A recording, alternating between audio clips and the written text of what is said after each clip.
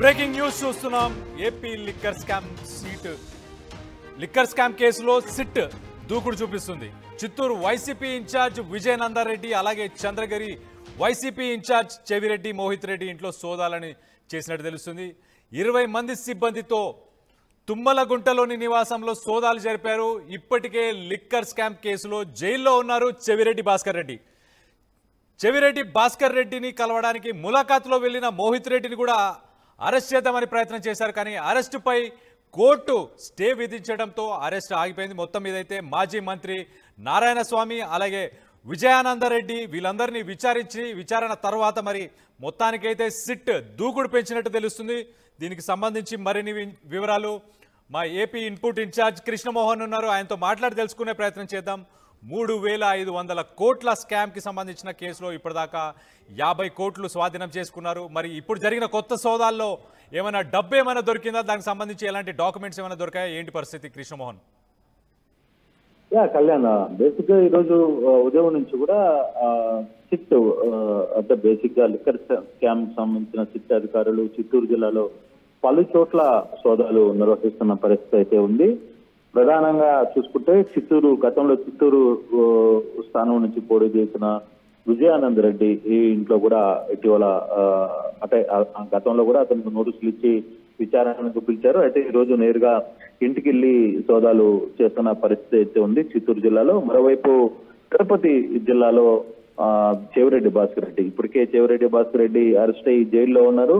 తన కుమారుడు మోహిత్ ఉన్నారనుకున్న సిట్ నేరుగా చంద్రగిరిలోని తన నివాసానికి వచ్చింది. అక్కడ తనిఖీలు నిర్వహిస్తున్న పరిస్థితి. కాసేపటి క్రితమే సిట్ అధికారులు అక్కడి నుంచి బయలుదేరి వెళ్లారు. అయితే మోహిత్ రెడ్డి తన తండ్రికి ఈ రోజు కేసు విషయంలో విజయవాడలో ఉన్న నేపథ్యంలో విజయవాడలోనే ఉన్నాడని తెలుసుకున్న సిట్ అధికారులు మోహిత్ రెడ్డి కోసం విజయవాడకి బయలుదేరిన పరిస్థితి. అయితే విజయానంద రెడ్డి వ్యవహారం చిత్తూరు జిల్లాకు సంబంధించిన వైకాపా నేత విజయానంద రెడ్డికి సంబంధించిన వ్యవహారంలో అలాగే చెవిరెడ్డి భాస్కర్ రెడ్డి కొడుకుకి ఉన్న కొన్ని కంపెనీలకు సంబంధించిన వ్యవహారంలో కూడా సిట్టు సోదాలు అయితే నిర్వహిస్తుంది. ఈ సోదా వ్యవహారం ఎందుకంటే ఇప్పటికే వీళ్ళందరూ కూడా అరెస్ట్ అయ్యి దాదాపుగా 12 మంది దాకా అరెస్ట్ అయ్యి జైల్లో ఉన్న సంగతి మనం చూసాం. రాజశేఖర రెడ్డి దగ్గర నుంచి చూసుకుంటే మిథున్ రెడ్డి, చెవిరెడ్డి భాస్కర్ రెడ్డి ఇలా అందరినీ కూడా జైల్లో ఉన్న పరిస్థితి. వాళ్ళందరూ కూడా ఇప్పుడు దాదాపుగా 100 రోజులైన నేపథ్యంలో పిటిషన్స్ కోసం దరఖాస్తులు చేసుకునే నేపథ్యం అయితే కనపడుతుంది. వరుసగా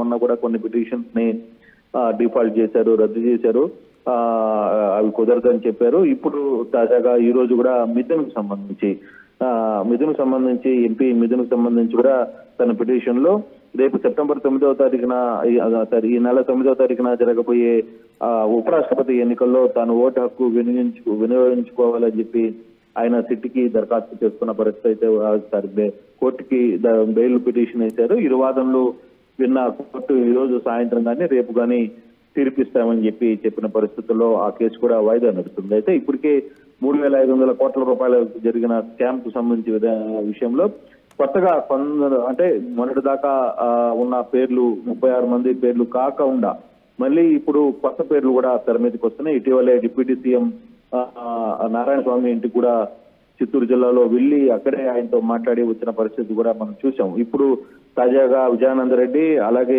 మరోసారి చెవిరెడ్డి భాస్కర్ రెడ్డి ఇంటికి సిట్ అధికారులు నేరుగా రావడం వెనకాల ఏంటి, వీళ్ళకి ఇంకా కొంత మెరుగైన సమాచారం ఏమైనా ఉందా? ఆ సమాచారం మేరకు వాళ్ళు ఏదైనా ఇన్ఫర్మేషన్ మీదనే వచ్చారా, లేదు వీళ్ళ దగ్గర నుంచి పూర్తి స్థాయిలో విచారణ సేకరించడానికి ఇక్కడికి వచ్చారా అనే ఒక ఇదైతే ఉంది. సిట్ అధికారులు ఇప్పటి వరకు బయట ఎటువంటి సమాచారం అయితే ఇవ్వట్లేదు. ఇప్పటికీ సోదాలు అయితే కొనసాగుతున్నాయి. కళ్యాణ్.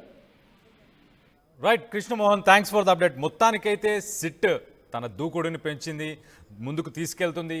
కొత్తగా ఇప్పుడు చిత్తూరు ఇన్ఛార్జ్ విజయానంద్ అలాగే మిగతా వాళ్ళ ఇళ్లలో కూడా సోదాలు చేసినట్టు తెలుస్తుంది. తుమ్మలగుంటలోని తన నివాసంలో కూడా సోదాలు జరిపినట్టు తెలుస్తుంది. ఇప్పటికీ లిక్కర్ స్కామ్ కేసులో జైల్లో ఉన్న చెవిరెడ్డి భాస్కర్ రెడ్డి మనకు తెలుసు. ఆయన మరి సెప్టెంబర్ 9న ఏదైతే వైస్ ప్రెసిడెంట్కి సంబంధించి ఏదైతే ఓటు వేయాల్సింది ఉందో దానికి సంబంధించి ఆయన జైలును కూడా ఆశ్రయించినట్టు తెలుస్తుంది. ఆయన మరి ఆ రోజు తనకు ఓటు హక్కును వినియోగించుకోవడానికి ఆయనకు బెయిల్ ఇవ్వాలని చెప్పి మొత్తానికైతే కోర్టును ఆశ్రయించినట్టు తెలుస్తుంది. కానీ మొత్తం మీద సిట్ అయితే లిక్కర్ స్కామ్ కేసులో మరి దూకుడు పెంచినట్టు తెలుస్తుంది. మొత్తానికి ఇంతకుముందు 36 మంది పేర్లు చేర్చారు ఛార్జ్ షీట్లో. ఇప్పుడు రానున్న రోజుల్లో ఇంకొంతమంది పేర్లు కూడా చేర్చే అవకాశం ఉన్నట్టు కూడా చాలా క్లియర్గా తెలుస్తుంది. 3,500 కోట్లకు సంబంధించిన ఈ స్కామ్లో మరి ప్రస్తుతానికైతే జప్తు చేసిన ఆస్తులు కనుక మనం చూస్తే కనుక దాదాపు 50 కోట్ల దగ్గరలో ఉన్నాయి. రానున్న రోజుల్లో మరి మరింత దూకుడు పెంచే అవకాశం కూడా ఉన్నట్టు చాలా క్లియర్గా తెలుస్తుంది.